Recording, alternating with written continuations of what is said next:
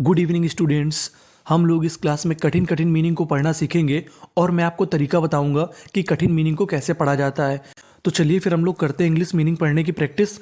हमारी जो पहली मीनिंग है आपको काफ़ी बड़ी दिख रही होगी, लेकिन बड़ी मीनिंग को पढ़ने का तरीका ये होता है कि उसे हम कई टुकड़ों में तोड़ लें।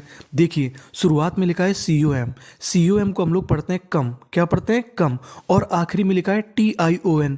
क्या लिखा है? TION।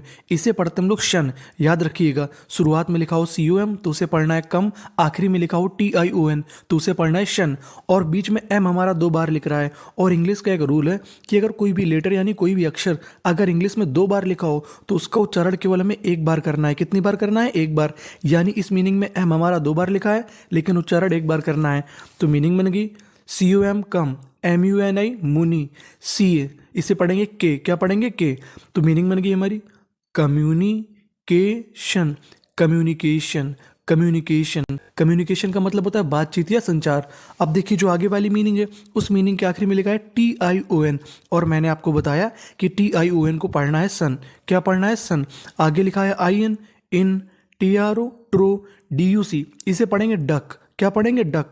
तो मीनिंग बन गई इंट्रोडक्शन। इंट्रोडक्शन इंट्रोडक्शन इंट्रोडक्शन का मतलब होता है परिचय। चलिए अब हम लोग आगे वाली मीनिंग में चलते हैं। देखिए, आगे वाली मीनिंग हमारी 2 मीनिंग से बनी हुई है। इसको कैसे पढ़ना है? देखिए, शुरुआत में लिखा है BRI, इसे पढ़ेंगे ब्री। क्या पढ़ेंगे? ब्री। और इसके आगे लिखा है DGE। अगर आपको इंग्लिश में कहीं पर DGE लिखा मिले तो DGE को हम लोग पढ़ते हैं इंग्लिश में जा। क्या पढ़ते हैं? जा। ये हमारा कोड होता है। DGE का मतलब होता है जा। तो मीनिंग बन गई ब्रिज। ब्रिज ब्रिज का मतलब होता है पुल या सेतु। आगे वाली मीनिंग की शुरुआत में लिखा है CON, उसे पढ़ेंगे कन। क्या पढ़ेंगे? कन। और आखिरी में TION तो उसे पढ़ना है शन। क्या पढ़ना है? शन। और बीच में लिखा है TRUCK, इसे पढ़ते हम लोग ट्रक। क्या पढ़ते हैं? ट्रक। तो मीनिंग बन गई कंस्ट्रक्शन। कंस्ट्रक्शन कंस्ट्रक्शन कंस्ट्रक्शन का मतलब होता है निर्माण। तो पूरी मीनिंग बन गई हमारी ब्रिज कंस्ट्रक्शन। क्या बन गई? ब्रिज कंस्ट्रक्शन, यानी एक पुल का निर्माण। अब नीचे वाली मीनिंग को देखते हैं HARSH, इसे पढ़ेंगे हार्स। हार्स। JUDGE जज।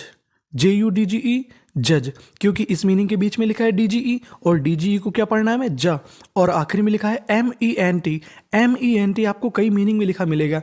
MENT को पढ़ते हैं हम लोग मेंट। क्या पढ़ते हैं? मेंट।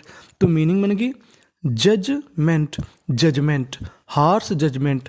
जजमेंट का मतलब होता है फैसला, हार्स का मतलब कड़ा। तो हार्स जजमेंट का मतलब कड़ा फैसला। चलिए आगे वाली मीनिंग को पढ़ते हैं।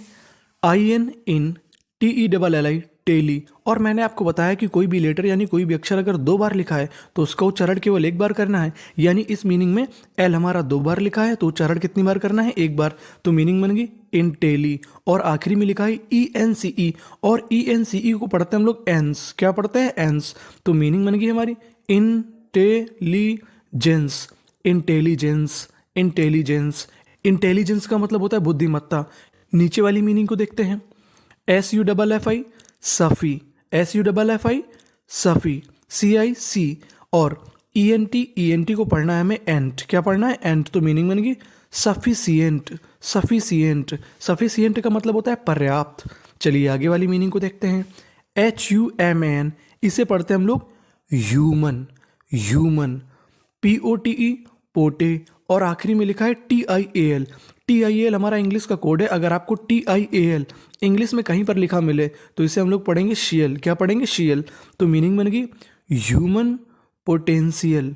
पोटेंशियल। ह्यूमन का मतलब होता है मनुष्य, पोटेंशियल का मतलब होता है क्षमता। तो पूरी मीनिंग बन गई ह्यूमन पोटेंशियल, यानी मनुष्य की क्षमता। INI इनी, TIAL मैंने बताया CL। इनिशियल। इनिशियल। इनिशियल का मतलब होता है प्रारंभिक या शुरुआती। इनिशियल। SYM सिम, इसे पढ़ेंगे सिम। और यहाँ पे P हमारा साइलेंट रहेगा। तो आगे मीनिंग है TOM, इसे पढ़ेंगे टर्म्स। सिम्टम्स। सिम्टम्स। सिम्टम्स का मतलब होता है लक्षण। तो मीनिंग बन गई इनिशियल सिम्टम्स, यानी शुरुआती लक्षण। Initial symptoms. आगे वाली मीनिंग में चलते हैं। PSYCHOLOGY। PSY में हमारा जो P है वो साइलेंट रहता है और आपको इंग्लिश में कई ऐसी मीनिंग मिलेंगी जिसका शुरुआती अक्षर साइलेंट रहता है, यानी उसका उच्चारण नहीं करना। यहाँ पे लिखा है PSY, हमें P का उच्चारण नहीं करना होता, हमें खाली SY का उच्चारण करना है। CHO, इसे पढ़ेंगे को, क्या पढ़ेंगे को। LOGY, इसे पढ़ेंगे लॉजी, क्या पढ़ेंगे लॉजी। कहीं पर आपको LOGY लिखा मिले तो उसे पढ़ना है लॉजी। तो मीनिंग बन गई साइकोलॉजी, साइकोलॉजी, साइकोलॉजी। साइकोलॉजी का मतलब होता है मनोविज्ञान। PSY साई, CIA काई, TRIST ट्रिस्ट, साइकाइट्रिस्ट, साइकाइट्रिस्ट। साइकाइट्रिस्ट का मतलब होता है मनोवैज्ञानिक। तो मीनिंग बन गई हमारी साइकोलॉजी, साइकाइट्रिस्ट। आगे वाली मीनिंग पे चलते हैं। इस मीनिंग के शुरुआत में लिखा है PRE। अगर आपको इंग्लिश में कहीं पर PRE लिखा मिले तो उसे पढ़ते हम लोग प्री, क्या पढ़ते हैं प्री। और आखिरी में है OUS, OUS को पढ़ते हम लोग अस, क्या पढ़ते हैं अस। तो मीनिंग बन गई प्रिस्टीजियस, प्रिस्टीजियस, प्रिस्टीजियस। प्रिस्टीजियस का मतलब होता है फेमस या विख्यात यानी प्रसिद्ध। तो मीनिंग बन गई प्रिस्टीजियस, प्रिस्टीजियस। PRE प्री, PA पे, RATION रेशन, TION मैंने आपको बताया था कि TION को पढ़ना है शन। तो मीनिंग बन गई प्रिपरेशन, प्रिपरेशन, प्रिपरेशन। प्रिपरेशन का मतलब होता है तैयारी, प्रेस्टिजियस का मतलब होता है विख्यात या फेमस। आगे वाली मीनिंग पढ़ते हैं। DYNA डाइने, MIC मिक, डायनेमिक, डायनेमिक। डायनेमिक का मतलब होता है शानदार या अच्छा, डायनेमिक। PANDE पैंड, MIC मिक, पैंडमिक, पैंडमिक। पैंडमिक का मतलब होता है महामारी। तो मीनिंग बन गई डायनेमिक, पैंडमिक। आगे वाली मीनिंग को पढ़ते हैं। PURI puree, FIER, IER। अगर आपको इंग्लिश में कहीं पर IER लिखा मिले तो उसे पढ़ते हम लोग आयर, क्या पढ़ते हैं आयर। तो मीनिंग बन गई प्यूरीफायर, प्यूरीफायर, प्यूरीफायर।